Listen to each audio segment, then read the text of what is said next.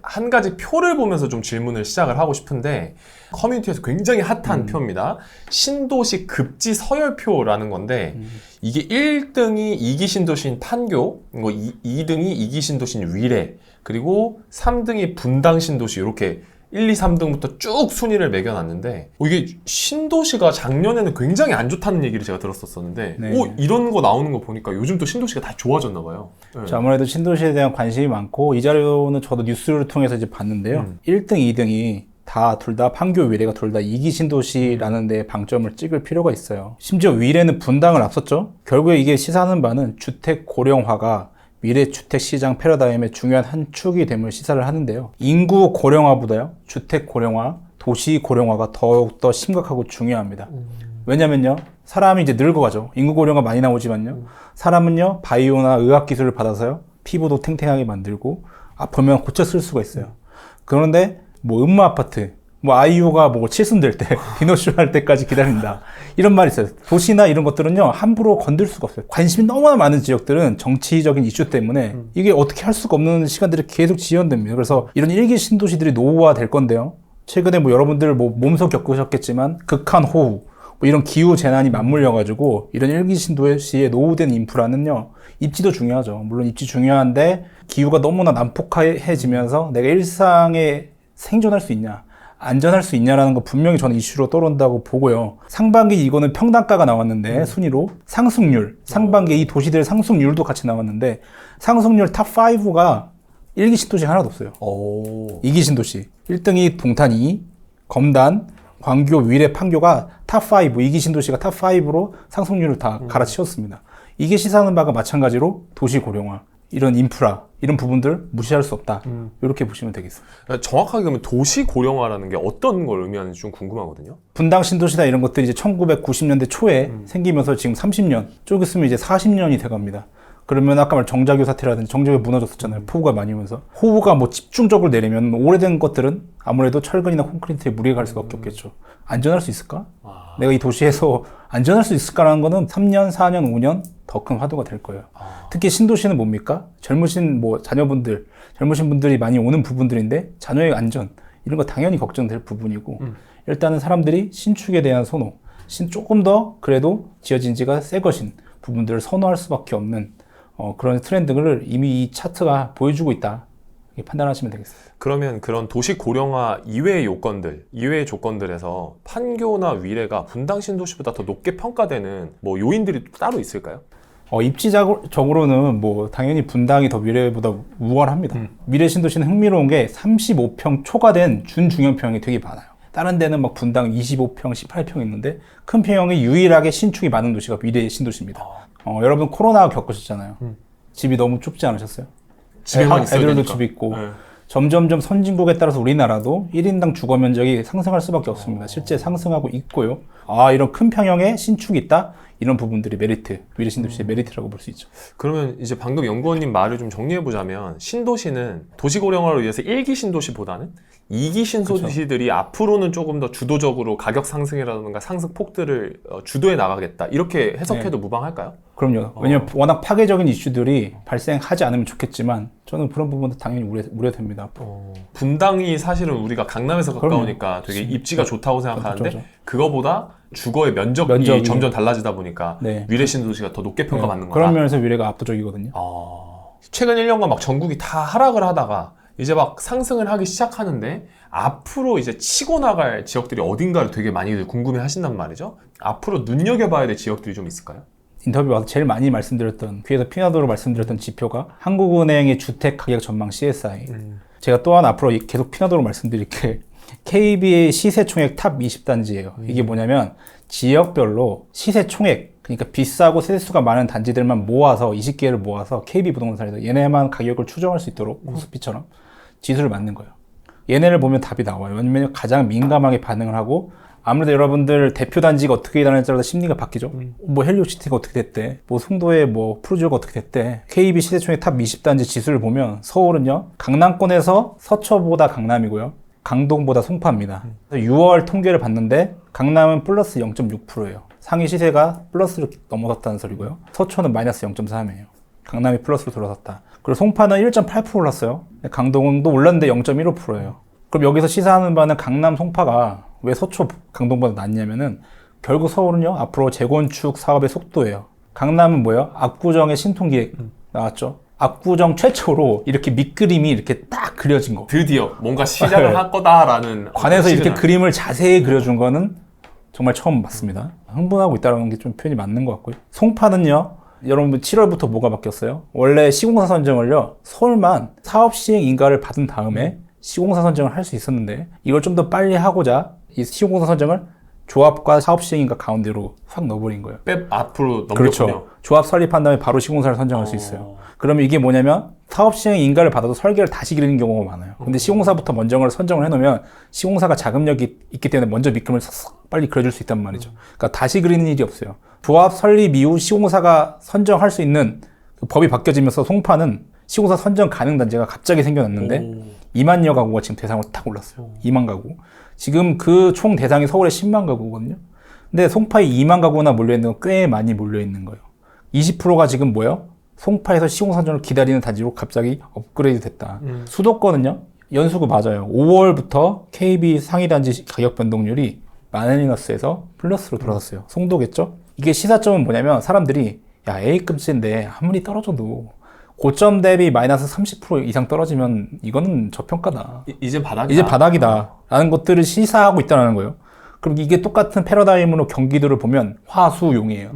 화성, 수원, 용인. 여기가 이제 반도체 붐이 엮이면서 계속 거래가 살아나고 있죠. 제가 2년 전인가 뭐 여기 출연해서 화수용 조심하라고 했는데 지금은 이제 다시 기회가 왔습니다. 네. 2년 사이에 네. 좀 가장 거래가 많이 터지고 지금 상승 모드로 올라가고 있는 부분들이 보이고 있는 것이죠.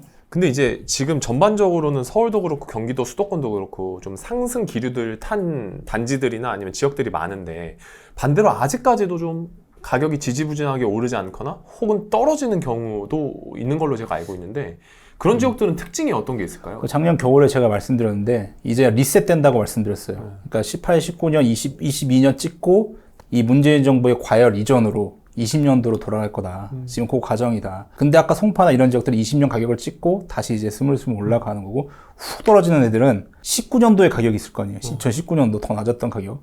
그 이하로 이미 찍혀버리는 그 단지들은 사람들이 이거는 그냥 원래 이런 원래의 상승과는 전혀 무관했어.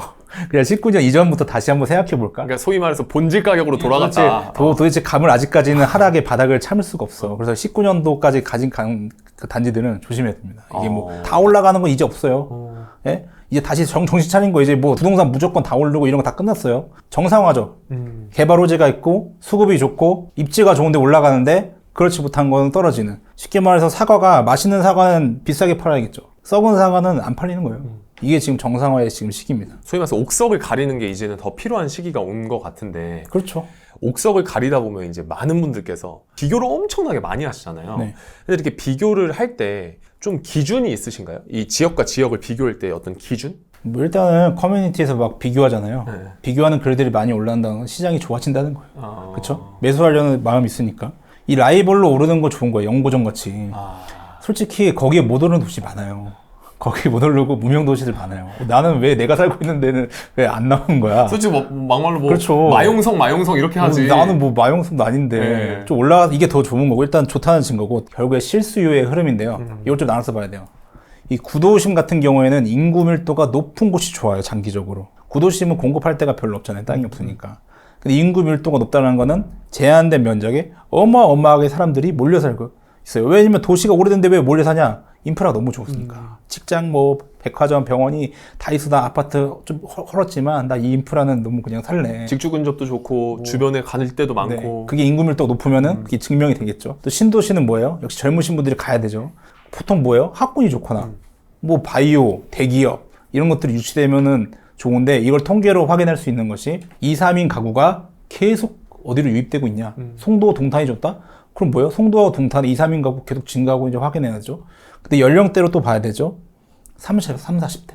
젊으신 분들이 많이 가서 아이도 함께 같이 이주하고 있느냐. 이런 것들을 이제 다 통계로 확인할 수 있기 때문에 이 가구의 유입, 신도시는 꼭 확인하실 필요가 있습니다. 일단 동탄과 송도는 동탄은 LH에서 조성한 신도시고 송도는 민간에서 받는 거예요. 그래서 LH에서 만든 신도시 중에 가장 큰 게 동탄이에요. 근데요, 그것보다 더 절대적인 면적이 더 큰 게 송도예요. 그리고 송도는 아직도 간척이 일어나고 있어요. 여전히 덮고 있다. 계속 넓어지고 있군요. 넓어지고 있다. 그리고 둘 다 불편함이 없는 게 동탄이 좀 더 시기가 빨라요. 동탄이 GTX-A가 빨리 이제 개통이 될 거기 때문에 송도는 GTX 비서가 좀 멀었지만 그래서 이런 교통이나 이런 것들을 걱정하지 않으셔도 된다. 어디를 우월하게 비교할 수 없어요. 왜냐하면 생활권 자기가 여기는 경기 남부고 인천이기 때문에 너무 차이가 나기 때문에 바이오 직장에 종사한다. 당연히 인천에 근무할 확률이 높고요. 그리고 내가 뭐 삼성이나 반도체자 그러면 이제 동탄에 근무할 수 있는데 거기서 상급지는 일단 신도시는요 어디든지는 초품화가 중요합니다. 초도화 계획된 도시이기 때문에 초품화가 인기가 높을 수밖에 없고 공통점을 찾자면은 송도와 동탄 다 엄청나게 좋은 골프장이 있어요. 송도는 잭 니클라우스 골프장 있고요. 동탄은 리베라시시 골프장이 왜 좋냐? 골프도 칠 수 있지만 골프장 조망이 나온다는 점. 제가 리베라에서 머리를 올렸거든요. 네, 그렇죠. 엄청 좋더라고요. 역시 송도가 좀 더 앞으로 뭔가 개발될 부분 여지는 훨씬 더 많습니다. 동탄이 안 좋다는 건 아닌데 앞으로의 어떤 개발 호재가 동탄은 이제 거의 다 정비가 됐고요.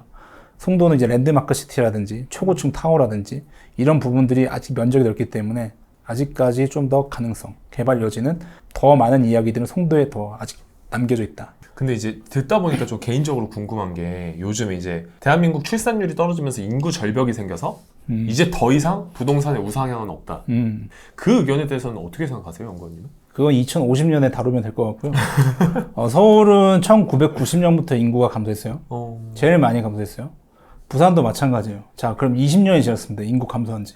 자, 20년 동안 서울 집값 얼마나 떨어졌습니까? 안 떨어졌죠? 바보 같은 질문이죠? 네. 부산은 지금 계속 부산 젊은 인구들이 계속 서울로 올라가고 있어요. 지금 숨쉬는 순간에도. 부산 집값이 뭐 한 평당 1,000만 원대로 떨어졌나요? 아니죠. 인구의 증감은요, 이미 상수예요. 2010년부터 통계청에서 인구 감소한다고 뉴스 뿜어냈고, 그거는 그냥 다 알고 있는 거예요. 여러분, 코로나 때 출근할 때 어땠어요? 이 지하철이. 한산했죠. 한산했죠. 네.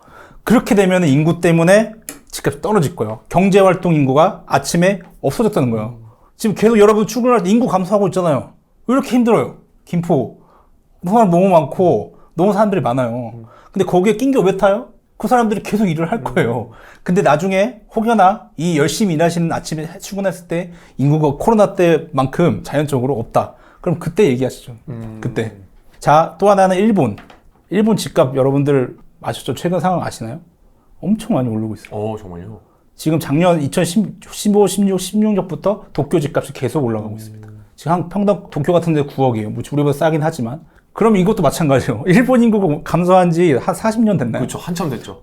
왜 올라요, 그러면? 제가 그거 물어보고 싶어요. 왜 오를까요? 인구가 없어지고 고령화되고 뭐 신도시 막 유령 신도시 됐는데 막 르뽀 같은 거 나오잖아요. 오르는 지역은 계속 오를 수밖에 없는 거예요. 일본 집값이 얘기를 해주고 있어요.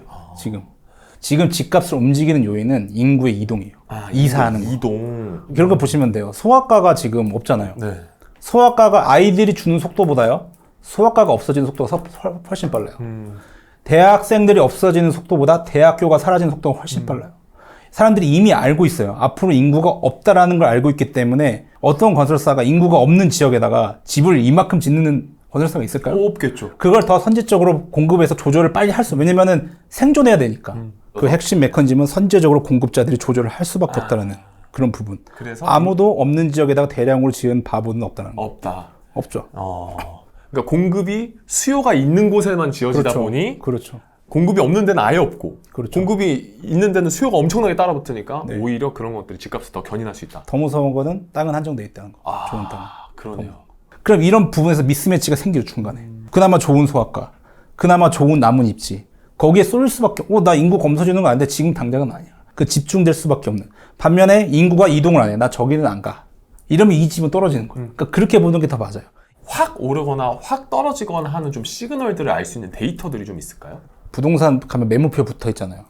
어디 아파트 매덕. 뭐 매매, 그거 전세. 딱 보면 답이 나와요. 이게 무슨 말이냐면, 여러분 대형마트 가시죠. 홈플러스나 이마트 가면 10,000원이 아니라 얼마에 붙어 있어요? 9,900원. 그렇죠. 집을 팔려고 하는데 이게 조금 시장이 떨어질 것 같아. 상황이 안 좋아. 잘 안 팔려. 그럼 뒤에 9자, 8자 붙은 매물이 많이 나와. 11억이 아니라 10억 9천, 10억 8천. 근데 반면에 이 판매하자가 시장이 오를 것 같아. 더 비싸게 받아도 될 것 같아. 그러면 적정 가격대 좀 높이겠죠. 11억이 아니라 11억 2천. 11억 3천. 11억 3천. 느낌 아시죠? 그러니까 이렇게 보시면 돼요. 그런 매물들이 다수로 보인다. 이런 거 뭐 하나 더 없을까요? 하나요? 네. 부동산 어디 가냐 뭐 이런 건데 어디 부동산 가야 되냐. 새 부동산 이렇게 건물, 새 건물, 새 간판 이런 데 조심하셔야 돼요. 기획 부동산일 경우가 많아요.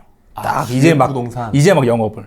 부동산은 네트워크거든요. 얼마나 잘 알고 있느냐. 근데 그런 분들이 약간 그런 경우가 많고 이 건물은 좀 허름해 보이는 데가 좋아요. 맛집 같이. 오랫동안 거기서 부동산을 하셨다는 거는 그 주민들로부터 신뢰를 쌓고 있다는. 좀 간판 좀 바랬고. 그렇죠. 문 좀 끽끽거리고. 그렇죠. 근데 들어갔는데 지도는 새 거야. 이거 A급 부동산이에요. 지도는 어떻게 해야 돼요? 옛날 지도, 옛날 집인데 갔는데 옛날 지도야. 이러면은 이제 그분들은 이제 약간 타성에 젖으신 분들이고 지도가 새로운 계획들이 막 덕지덕지 붙어 있어요. 그럼 여기는 정말 노력하는, 신뢰도 있으면서 업데이트도 해가시는. 그래서 간판은 헐었지만 지도는 새 거. 여기 가서 상담 받으시면 돼요. 그러면 그 상담을 할 때 이제 뭐 여쭤보면 좀 좋아요? 그런 것부터 시작을 하면 돼요. 큰 흐름부터 시작을 하는 거예요. 뭐 거래가 얼마나 됩니까? 근데 본인도 근데 아무것도 모르고 가면 안 돼. 아무것도 모르고 가지고 어디가 좋아요? 이러면 이제 부동산 분들이 일단 짜증이 나고 본인이 직접 손품 팔아서 이런 게 리딩 단지고 요즘 호재가 이런 게 있고 뭘 물어보고 할지 먼저 체크리스트를 들고 갈 수도 있고 머리에 생각할 수도 있고 핸드폰에 담아갈 수도 있겠죠. 이게 지금 시세가 어떻습니까? 뭐 고층, 지금 저층, 뭐 어디가 많이 나가나요? 뭐 제 호재를 봤는데 이거 정말 될 건가요? 내가 해봤는데 이런 것들은 하세월이야. 뭐 이런 거 얘기하실 경우도 많고 그러면서 이제 마지막에는 뭐 괜찮은 매물 있으면은 좀 알려달라. 그래서 뭐 말을 하다 보면 이 부동산 실량지 아닌지를 파악을 하면서 계속 이제 관계를 맺어나가는 그런 부분이 있어야 이제 뭐 시장이 좋고 나쁘거나 좋은 매물을 추천해 줄 수 있겠죠. 알고 가는 게 굉장히 중요하다. 어느 정도는 알고 와야지 뭐 천진난만하게 가면 안 된다.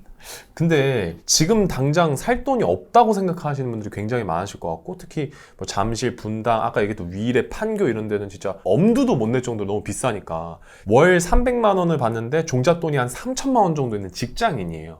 그러면 지금부터 어떤 좀 단계를 거쳐서 내 집 마련을 할 수 있는 찬스를 만들 수 있을까요? 월 300에 3천 있다. 네, 월 300에 3천. 잠실의 분당을 살고 싶다. 잠실 분당까지는 아니어도 뭐 예를 들면 아니 좀 살고 싶은 마음이 가질 수 있죠. 있죠. 그렇죠. 오케이, 그럼 잠실 분당으로 가시죠. 근데 이제 희망은 미래 소득이 있다는 거네, 그렇죠? 돈 안 들이고 할 수 있는 거는 일단은 청약 통장 개설하고 청약. 책을 사서 공부하든지 뭐 이런 유튜브를 통해서 배울 수 있는 게 너무나 많죠. 그렇게 공부를 하시고 관계 아까 부동산 친한 부동산을 만들어놔야 돼요. 그래서 언제든지 내가 갔을 때 숨겨놓은 매물을 김씨로 와봐.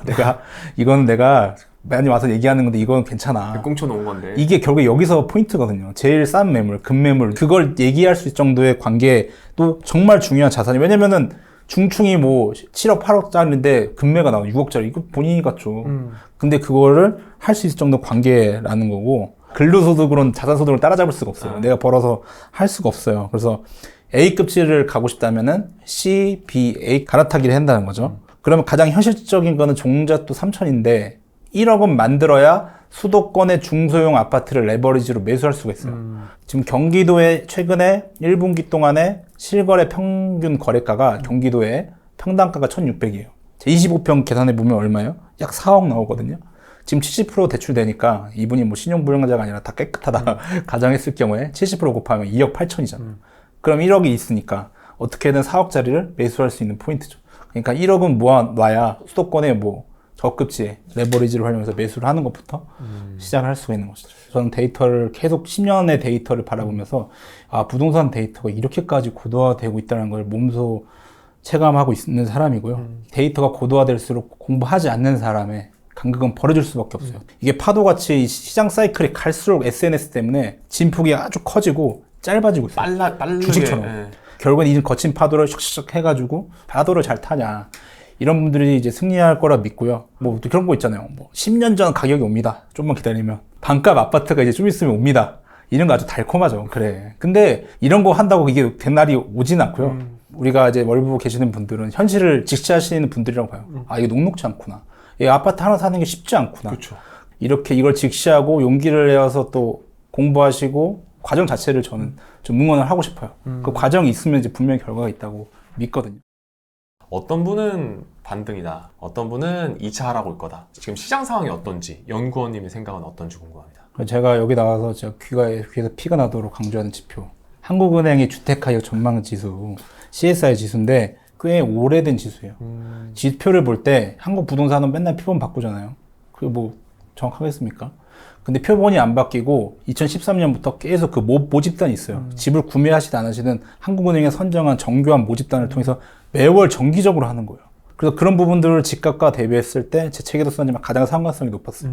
어떻게 보면은 저기 객관적인, 중립적인 모집단을 통해서 하는 거예요. 그러니까 가망자들한테 물어만 그렇게 하는 것이 아니라 지역 배분도에서 연령 배분까지 해가지고 가장 뉴트럴하게, 가장 중립적으로 보는 지수기 때문에 제가 가장 신뢰하는 것이죠. 이게 작년 겨울에 제가 인터뷰에서 100포인트가 기준인 이 지수가 지하실 파면서 60포인트까지 떨어지면서 제가 뭐라고 했냐면 이건 비이성적인 냉각이다 라고 얘기를 드렸어요. 작년 말에 금리 인상 역대급인 건 맞는데 너무 요즘 SNS 때문에 과도하게 뭐 이제 막 망했네 폭락이네 해서 시장에 선반영되면서 심리가 냉각되었는데 그때 또 제가 말씀을 어떻게 드렸냐면 지금 60포인트인데요. 이게 80포인트까지 가면 회복의 가능성이 높다라고 말씀을 드렸어요. 지금 돌아보니까요. 이게 지금 60에서 빠르게 상승하기 때문에 60은 좀 과도했다라고 판단이 되고 올해 3월에 이게 80포인트를 찍었어요. 제가 회복했던 거. 지금 6월 최근 통계가 6월은 지금 몇 포인트냐? 100포인트까지 올라왔어요. 기준 선까지. 서울은 100포인트를 넘었어요. 자, 그럼 뭐예요? 바닥이 여기라는 것들을 확인. 왜냐면 지금 11월, 2월, 2월, 3월, 4월, 5월, 6월 한 번도 안 빠지고 이 심리지수가 올랐어요. 이 6개월 동안 무슨 일이 우리나라에 있었냐? 엄청난 폭락론이 득세를 했습니다. 그렇잖아요. 상반기 내내 그랬잖아요. 뭐 계속 떨어지죠. 이제 뭐 어마어마한 얘기들 많이 나왔잖아요. 근데 심리지수는 거짓말을 안 하거든요. 그래서 말이 필요 없는 거예요. 그냥 지수를 보면서 확인할 수 있었다. 그래서 80포인트, 100포인트. 그래서 저점은 여기다라고 심리는 이야기하고 있습니다. 그렇게 따지면 이제는 조금 매수세가 많이 붙어서 집값 상승에 긍정적인 역할을 한다라고 해석을 해도 될까요? 그렇죠. 이미 뭐 집값이 올라가고 있잖아요. 정상화로의 그런 기환인데 아까 말씀드린 2020년까지 리셋이 되고 올라가는 아파트가 있고요. 2019년 가격으로 떨어지면서 하염없이 이건 도대체 저점이 어디야? 이런 부분들 모두 오른다. 모두 떨어진다. 이런 거는 없습니다. 근데 우리가 20년도로 딱 돌아가서 지금 거래가 터지고 점진적으로 올라가는 아파트들이 분명히 있거든요. 그런 부분들은 여기가 저점이라는 걸 확인이 됐다는 거예요. 모든 아파트들이 팍 떨어지고 있는데 지금 추세도 모르겠는데 이건 저점이야 라고 말씀을 드리는 게 아니라 이미 거래가 터지는 건 여러분도 뉴스 통해서 들으셨을 거예요. 그렇죠. 거래가 증가하고 있죠. 거래가 증가하면서 가격이 오르는 아파트가 지금 한 40%, 50% 수준이에요. 그럼 이 아파트들은 걱정을 하는 게 오르다가 또 떨어지는 거냐? 그런 건 없다는 거예요. 매물이 되게 늘어나고 있다는 얘기를 많이들 하시거든요. 이러면 매물이 나온다는 것 자체가 빨리 팔려고 집을 좀 싼 값에 팔려고 내놓는 거 아닌가요? 그럴 수 있죠. 근데 이제 그 뉴스가 나왔어요. 한번 강남의 매물이 급증했다. 그러면은 매물이 많아지면 좀 떨어지냐. 우리가 통계를 볼 때 이벤트 통계는 가려서 봐야 돼요. 이벤트 통계라는 게 뭐냐면 청약률이 갑자기 확 오르거나 확 감소하거나 매물이 확 증가하거나 확 감소하다는 것은 이벤트 통계인데 이게 연속적인 숫자가 아니에요. 올 서울에서 올해 가장 입주가 많은 곳이 어딜까요? 강남. 그렇죠. 강남의 개포지구 때문에 6,300세대가 올해만 제일 많이 터져요. 그럼 입주가 많으면 당연히 매물이 증가할 수밖에 그렇죠. 없는데 심지어 문재인 정부 때 전매를 못 하겠죠. 근데 지금 풀어놨잖아요. 자산을 내 마음대로 못하던 그 족쇄가 풀어지면서 마침 그 입주가 터지면서 이제 내놓게 되는 그런 일시적인 부분이고요. 만약에요, 내가 또 떨어질 것 같아서 막 빨리 던져. 그러면 왜 헬리오시티가 다시 반등하고 막 던졌을 거 아니에요. 그럼 집까지 떨어져야 되는 거 아니에요? 받아내면서. 그렇죠. 지금 근데 여러분들은 뭐 아시겠지만 그렇지 않은 상황들이 더 많거든요. 그래서 이런 것들은 대세적인 흐름은 아니다라고 볼 수가 있는 것이죠. 우리가 이벤트 통계, 뭐 매물이 증가, 그냥 뭐 매물 이런 거는 다시 일시적으로 이 온라인상에 많이 노출될 수도 있고요. 어디 입주가 많이 되면 갑자기 터질 수가 있어요. 근데 이런 거 갖고 뭐 뉴스에서 뭐 막 쓰시는데 제가 봤는데 거의 뭐 상관성을 찾을 수가 없었다. 연속적인 통계, 가격과 거래인데 그리고 어떤 지역만 움직이는 게 아니라 이 연속적인 인접 지역들이 같은 흐름이 번져서 막 흘러가야 돼요. 여기가 상승하는데 여기만 상승하는 게 아니라 여기 저기 막 상승하면서 번져나가는 게 대세 상승인데요. 가장 빨리 대세 흐름을 파악할 수 있는 거는 지역의 대장주들을 모아놓은 KB 부동산에서 만든 시세총액 탑 20단지 가격 지수예요. 이것도 이제 귀에서 피가 나도록 시대총액 탑 20단지의 가격 지수가 상당히 다이나믹하고 시장 흐름에 민첩하게 반응합니다. 여기에 따르면 3월부터 서울시장이 플러스로 들어왔어요.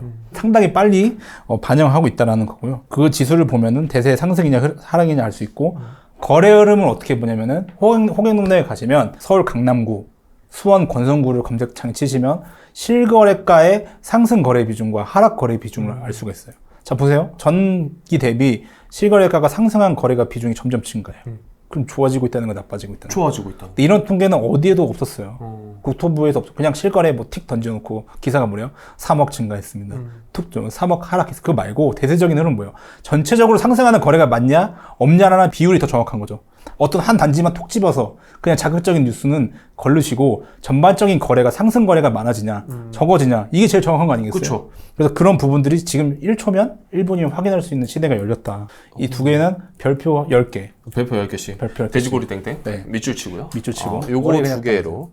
그럼 이거 두 개로 이제 뭐 가짜 상승, 대세 상승도 파악할 수 있지만 하락장이 언제 시작되고 언제 그럼요. 끝나는지 이런 것들도 파악할 수 있겠네요. 그럼 이게 떨어졌는데 마이너스인데 일시적이 아니라 3개월 동안 계속 떨어져. 상승거래 40%였다가 점점 줄어들어. 아니었구나. 이 지역은 아니었구나. 아까 말씀드렸듯이 개별 시장이 들어간다고 그랬잖아요. 심리지수가 올라갔다고? 우리 지역은 아닌데? 그럴 수 있는 거예요. 왜냐면 정상화니까. 말이 필요 없죠. 상승거래 비중이 많냐? 하락거래 비중이 많냐? KB 시세가 플러스로 들어왔냐? 마이너스 들어왔냐? 확인할 수 있잖아요. 그렇게 확인하시면 됩니다. 그럼 이제 지금은 저희가 상승인지 하락인지를 판단할 수 있는 기준점들에 대해서 알아봤는데 지금 이 아파트가 싼지 안 싼지를 판단할 수 있는 그런 데이터들도 있나요? 가격은요, 이게 흐름이에요. 뭐냐면 가격이 절대적인 적정가. 뭐 여기는 죽어도 7억이야. 그런 거 없어요. 그냥 시장 흐름에 따라서 상대적인 판단을 하시면 되는데, 그러니까 같은 입지인데도요, 상승이냐 하락이냐에 따라서 가격이 춤을 추는 거예요. 그게 팩트예요. 헬리오시티가 21년에 고점이 23억이었어요. 그러다가 이제 저점이 17억. 지금 19억이에요. 아니 뭐 헬리오시티가 뭐 좋은 입지 찾아서 움직였어요? 아니죠. 뭐 평면이 바뀌어요? 그대로죠. 네. 근데 이게 계속 시장 심리, 아까 CSI 지수 말씀드렸고, 거기에 공급 여건, 금리가 지금 정점이냐 아니냐, 이거에 따라서 시장 사이클을 움직이고 가격이 그냥 그저 가격은 연동될 뿐인데 심리 지수가 과도하게 막 60포인트, 전에 없던 숫자로 확 떨어지느냐, 이런 것들은 저점을 판단할 수 있는 거고, KB 시세총액 20단지가 계속 마이너스였다가 마이너스 폭을 축소하고 있었어요. 제가 계속 전 추적하고 있었지만 이런 부분들이 눈에 띄게 보여지고 있느냐, 마이너스인데 계속 축소됐느냐, 또 상승 거래 비중이 30% 딱 찍으면 이제 눈여겨봐야 돼. 30%야? 그러다가 이제 40% 갔다. 이건 만연한 회복이. 반대로 가면 아닌 거죠. 궁금한 게 이 아파트가 딱 있으면 이 가격인데 가치에 맞는 것이다 안 맞는 것이다는 어떤 식으로 좀 판단하세요? 여러분들 기억하셔야 되는 게 절대적이라는 건 없고 뭐만 있다? 상대적인 거. 비교만 있을 뿐이에요. 그래서 여러분 감정평가원 아세요? 알죠. 뭐 하면 감정평가원에 감정을 맡깁니다. 그분들이 절대적인 가치로 볼까요? 아니요. 이 단지 대비 이 단지. 그렇게 봐요. 모두가요. 어떤 전문가도 딱 하늘에서 툭 떨어져가지고 뭐 소득 대비 여기는 7배입니다. 뭐 이렇게 뭐 얘기하시는 분들 정말 좀 거시기 하고요. 그냥 몇 배 단지가 이 비교했을 때 여기보다 얼마다 라고 판단을 하시는 게 기본이에요. 왜냐하면 실제로 사시는 여러분들이 시세를 만들잖아요. 여러분들 어떻게 보세요? 어떤 딱 해가지고 여기 눈 감았는데 갑자기 여기 8억이야 이렇게 안 하시잖아요. 주변 물어가지고 얼마인데요? 얼마요? 그럼 납득이 가세요 안 가세요? 옆에 단지 비교하면서 얘기하면은 납득이 가죠. 납득이 가죠. 그게 시세가 여러분들이 시세를 만드는데 도대체 누구한테 적정 가격을 물어보는 거예요. 그래서 여기 대비 이 집지 4가지 팩터로 봐야 되죠. 뭐가 있어요? 교통, 학군, 직장, 편의시설, 플러스 알파가 뭐예요? 유해시설. 유해시설 지도에 나와요, 안 나와요? 안 나오죠. 안 나와요. 그럼 어떻게 해야 돼요? 가봐야죠. 그래서 임장이라는 걸 하는 거예요. 근데 더 중요한 거 있어요. 시장의 흐름. 이거 안 보여요. 자, 초등학교 있어요? 눈으로 볼 수 있어요. 다 눈으로 확인할 수 있어요. 근데 시장의 흐름 보여요, 안 보여요? 안 보이죠. 그래서 아까 말씀드린 부동산의 매물표라든지 심리 지수라든지 이런 거 사람들이 귀찮아서 본다 안 본다? 안 본다. 그냥 입지만. 그리고 지금 떨어지는 국면인지가 90%다. 내가 싼 가격이냐 안 가격이냐 타이밍을 잡는 게 90%고 나머지는 다 할 수 있는 거. 그건 다 눈에 보이는 거. 그래서 사실은 눈에 보이지 않는 타이밍을 잡는 게 부동산 투자의 90%다. 건설사에 소속되어 계신 직원이시기 때문에 신랄하게 얘기하겠습니다. 뭐 유튜브 댓글이나 이런 데 보면은 건설사 직원들 저 건설해놓은 거 아파트 팔아먹으려고 저렇게 상승 얘기한다. 이런 입장들에 대해서는 좀 어떻게 대답을 해주실 수 있어요? 건설사 직원으로서. 이런 질문들을 제가 많이 받았습니다. 근데 아무리 대답을 해도 달린 댓글은 똑같고, 그래서 저는 이제 숙명이라고 보고, 그냥 인생에 대한 통찰을 얻었어요. 결국에 사람은 보고 싶은 대로 보고, 듣고 싶은 대로 듣는다. 이게 어찌할 수 없는 부분인데, 제 책을 2018년에 꽤 오래전에 낸 책 분량이 400페이지예요. 전국에 240여 개 시공구가 오르고 언제 떨어지는지 다 써놨어요. 저는 이제 뭐 일을 하는 사람이니까 현업에 있으면서 시장이 얼마나 복잡한지 너무나 잘 알고 있고, 계속 제가 정상화 얘기하는 것도 오르는 데가 있으면 떨어지는 데가 있는 것이 정말 리얼한 우리가 겪고 있는 시장인 것 저는 명확하게 깨닫고 있고요. 저는 일 자체가 건설사에서 주택을, 사업을 어디에 대해야 우리가 분양을 할 수 있느냐, 그런 지역을 선정하는 일을 10년 동안 해오면서 나름대로 기준이 있겠죠. 어떤 때에 성공해야 되는지, 어떤 때 하면 분양이 안 됐는지가 나름대로의 기준이 있을 거예요. 저희 데이터 얘기하지만 암묵지 같은 것들도 있을 거고, 현업에서 일하시는 분이 어떻게 비즈니스를 해왔는지, 어떤 기준으로 해왔는지 한번 들어보자. 열린 마음을 꼭 들으시면 또 나름대로 얻어가시지 않을까, 그런 생각을 해봅니다. 부동산은 말이 필요 없어요. 말을 하면 저 다 좋대. 다 안 좋고 뭐 여기 다 달라요. 저도 똑같아요. 건설사에서 이러면 야 여기는 하면 안 돼. 그래서 직원들끼리 할 거 아니에요. 이 입지는 하면 안 돼. 여기는 해도 돼. 여기는 안 해도 돼. 제가 하도 힘들어서 데이터를 그때부터 한 거예요. 이게 도대체 이거는 답이 안 나온다. 그리고 데이터는 뭐예요? 제일 미덕이 뭐예요? 검증을 할 수가 있어요. 그죠. 이 데이터를 보고 판단했더니 이거는 데이터는 분양을 설명할 수가 없구나. 이걸 봐야 되는구나. 그러니까 이런 부분들에서 데이터의 미덕인 거고, 그래서 여러분들한테도 계속 지수를 가지고 보시라. 무슨 말이 그렇게 적당하면 되지. 오래된 검증된 지수가 있지 않느냐라고 말씀을 드리는 거죠. 지금 현금이 있다. 그러면 어떤 것부터 하는 게 좋을까요? 자, 1억이다. 계속 제가 이제 이것도 귀에 피나도록 말씀드리는 게 주택 고령화인데, 이제 갈수록 아파트는 어쩔 수 없어요. 늙어가는 거는. 2022년 신축이 제일 많이 빠졌어요. 근데 지금 가장 빨리 회복하고 있는 것도 신축이에요. 아까 2기 신도시가 1기 신도시보다 상승률이 높다고 말씀드렸죠.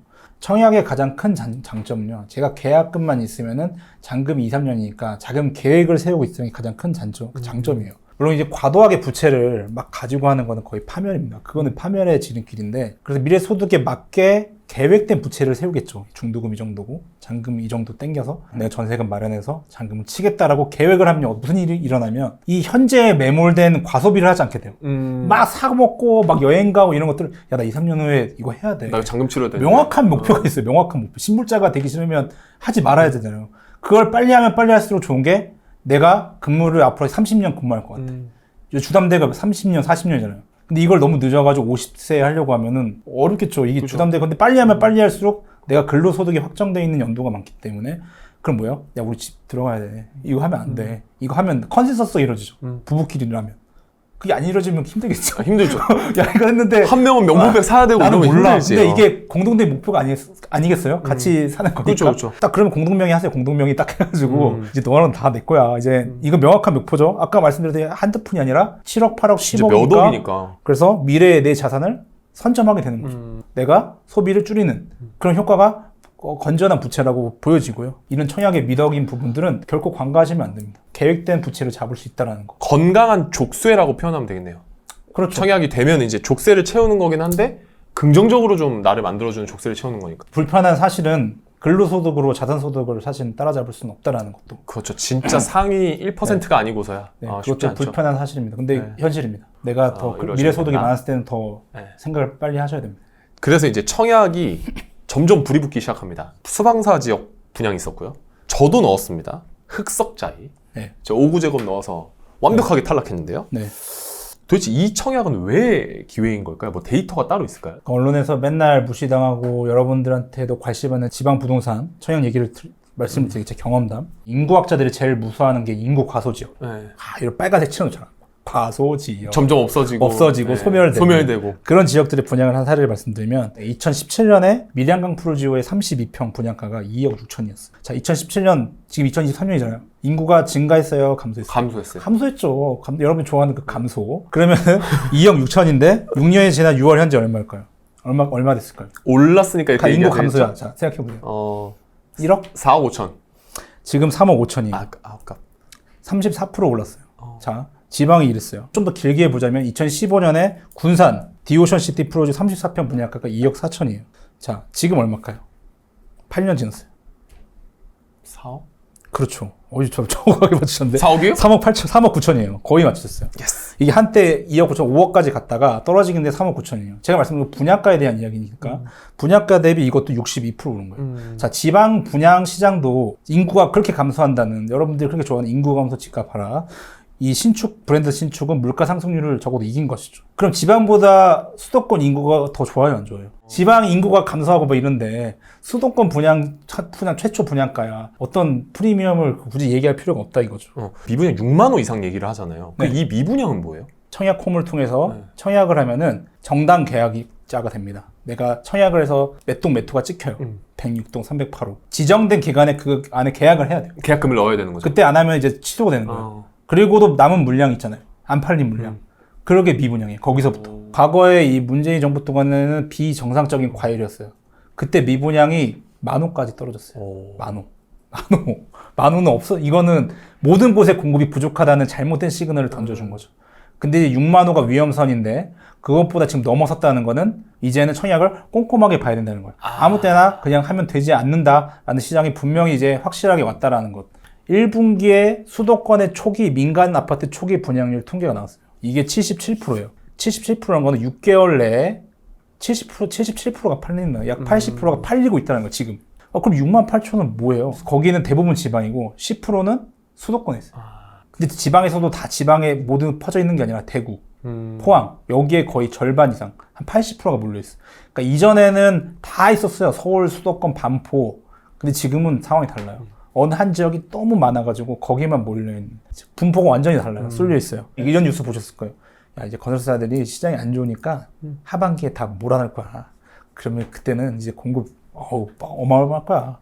그래서 지금 예정 물량이 지금 어떻게 되냐면 통계 잡히는 게 17만 원이에요. 하반기에. 20년도, 21년도, 22년도 하반기에 평균적으로 분양 물량이 22만 원이었어요. 그러니까 그것보다 적죠. 근데 17만 호를 예정한다고 해서 17만 호가 되는 거 아니에요. 통상 70%가 분양이거든요. 그렇죠. 100% 그러면은 한 12만 호가 공급이 된다는 거예요. 그러니까 과거보다 많지가 않다는 거예요. 지금 풀어도. 더 큰 게 옵니다. 여러분 이제 2년 후에 제 영상을 한번 보시면은 좀 와닿으실 건데 공사비의 급등이 더 커요. 이게 엄청 무섭습니다. 이게 시멘트값, 철근값이 너무 올라서 그렇다고 분양가를 미분양이 많기 때문에 어떻게 해요? 막 분양가를 높게 잡을 수는 없잖아요. 그렇기 때문에 수지 타산이 안 맞아요. 자동 사업하는 게 아니잖아요. 수주가 되게 정말 꼼꼼하게 보수적으로 할 수밖에 없기 때문에 공급 절벽은 거의 1, 2년 후에는 거의 가능성이 높습니다. 알토란 같은 지역들은 청약이 다 소진이 되고 있으니 청약 한번 노려보시는 게 좋을 것 같다는 얘기. 노려보시는 계획가 아니라 노려야 돼요. 무조건 노려야 된다. 상황이 이러면 또 뭐 댓글 기대가 되는데 어쨌거나 제가 지금 미분양 소진을 보면은 상당히 빠른 속도로 되고 있습니다. 이제 한 40 넘어가신 분들 중에서 집을 한번 가져보신 적이 있거나 청약 조건에서 굉장히 뭐가 안 되시는 분들이 많으시단 말이죠. 그 분을 이제 무주택자인데 43세 김병철 과장님이라고 이제 가정을 한번 해보겠습니다. 43세. 네, 43세예요. 회사에서 과장이시고 네. 무주택이긴 한데 뭔가 조건이 계속 안 맞아가지고 청약이 잘 안 되세요. 로또 청약을 위해서 어떤 걸 제일 먼저 해야 되나요? 우리나라 주택 구매자 평균 연령이 40세예요. 김병철 과장님은 조금 늦으셨네요. 조금 늦었어요. 네. 분발하셔야 되고 이 무주택이다 이게 방점을 둔다면 1주택자도 가능하게 돼서 무주택자만을 위한 청약 제도가 딱 하나 특별 공급 남아 있어요. 특별 공급을 꼭 이용하셔야 되는데 다자녀다, 애가 셋이다, 생애 최초다, 신혼부부다, 산업단지 특공도 있어요. 산업단지 내가 어디 근무한다 이런 것도 꼼꼼히 보셔야 돼요. 특별 공급밖에 이제 영역이 없어요. 그리고 1순위를 내가 하려고 하면 청약 가점부터 따져야 되는데 50점을 딱 보셔야 돼요. 50점이 되냐 안 되냐. 왜냐면 상반기에 서울 로또 청약, 그러니까 1순위 마감된 단지들의 평균 가점이 60이에요. 평균. 경기도는 50점이었어요. 뭐 미분양도 많죠. 그러니까 로또 청약에 대해서 말씀드리는 거. 좋은데 다 하고 싶은데 내가 가려면 그 가점을 확인해 보시라고 말씀드리는 거고 당첨이 이제 안 되면 무순위 청약이 만약에 떴다. 부적격 때문에. 이러면은 이것도 노려보셔야 되는 게 예전에는 거주지 제한이 있었어요. 그러니까 과천에 무순위 하려면 과천에 살아야 돼요. 그래서 과천에 막 전세로 막 들어가고 그랬잖아요. 과천 전세가 급등하고. 근데 이제는 과천에 살지 않아도 과천에 무순위를 넣을 수 있는 거예요. 전국 어디서든지. 마지막은 이제 그런 날이 또 올지 모르겠지만 분양가 상한제랑 고밀지역에 게 분양가 상한제 단지가 열린다. 그럼 여기는 미분양이 날 수도 있는데 이거는 정말 생각을 해보셔야 되는 게 제2의 둔촌이라든지 장위 뉴타운, 광명 재건축 얼마나 미분양이 심했잖아요. 엄청 심했죠. 지금 둔촌은 뭐 피가 뭐 이 얘기하셔도 됩니다. 실발가 보니까 17억, 4억 정도. 3억 4억 붙은 거네요. 와. 저희가 최근에 분양한 의왕 다 팔렸잖아요. 그러니까 이런 부분들에 있어서 막 힘들게 해서 되면 좋겠지만 이런 부분도 한번 생각을 해보시라. 지금 서울, 경기, 인천 요 수도권 지역에서 좀 눈여겨볼 청약들이 좀 있을까요? 지금 이제 확정된 게 뭐냐면 서울은 임원 휘경 뉴타운, 그리고 반포 잠실 분양이 있고요. 경기는 광명 재개발 남아있는 게 있고, 그리고 안양 수원은 특별히 역세권의 재개발이 있고요. GTX-A가 이제 예정된 파주의 공공분양, 이것도 뭐 엄청난 청약률 예상 공공분양이기 때문에. 그리고 인천은 입주는 많지만 또 미분양은 없는 검단 신도시 분양이. 그러면 지금 평택이나 고덕 신도시 지금 반도체 때문에 난리도 아니잖아요. 여기는 어때요? 분양? 다 대충 다 잘 됐죠. 괜찮아요? 여기는? 여기는 평택의 이제 일부 지구에 화양 지구에 미분양이 있으면 아마 제가 뭐 들은 바로는 미분양이 소진되고 있는 상황입니다. 반세권 키워드에 확실히 끌리시는 것 같아요. 그러니까 반세권? 야, 반도체 경기가 안 좋은데 무슨 반세권이야. 이렇게 얘기할 수 있는데 주택은 좀 달라요. 주택이 반세권을 반기는 이유는 삼성전자 주식이 올라서 그런 게 아니라 삼성전자가 망하지 않기 때문에 그렇죠. 반세권을 보는 거예요. SK하이닉스 주식이 떨어진 게 아니라 SK하이닉스가 망하진 않을 거라는 일자리가 있을 거라는 데 포인트를 두심으로써 관심을 두게 되는 거죠. 네, 무순위가 또 남은 게 좀 있나요, 지금? 무순위 청약은 실시간으로 올라오기 때문에 이건 청약폼에 가시면은 무순위 그 청약이 따로 있습니다. 그걸 보시고 관심 있는 지역이 올라왔다. 그러면 거기를 하시면 되겠습니다. 서울 수도권 말고 이제 앞으로 좀 유망해질 지방 청약 지역들이 좀 있을까요? 지금 부산도 인구 감소하죠. 인구 제일 많이 서울로 빠지는데 부산 분위기가 바뀌었어요. 왜냐면은 이 부산에 분양했던 문현지구에 분양했던 분양단지가 분양이 좀 힘들었어요. 근데 유사한 입지에 분양한 게 15대리 나왔어요. 1순위. 갑자기 몇 개월 사이에 분위기가 확 바뀌었습니다. 과열 모드라고 해야 되나? 상승 반전이 돼서 부산 청약시장 다시 뜨거울 것 같고요. 지방에 대장 지역이 있어요. 충북은 청주예요. 경남은 창원이 끌고 가요. 근데 경북은 대장이 힘들어요. 포항, 경주는 힘들어요. 이유는 다 있어요. 뭐 청주는 뭐요? SK하이닉스나 뭐 반도체나 이런 부분들이 끌고 가기 때문에 거의 뭐 무풍지대입니다. 청약 미분양이 무풍지대라고 보시면 되고 이런 부분들은 청약이 계속 달아오를 것으로 예상이 됩니다.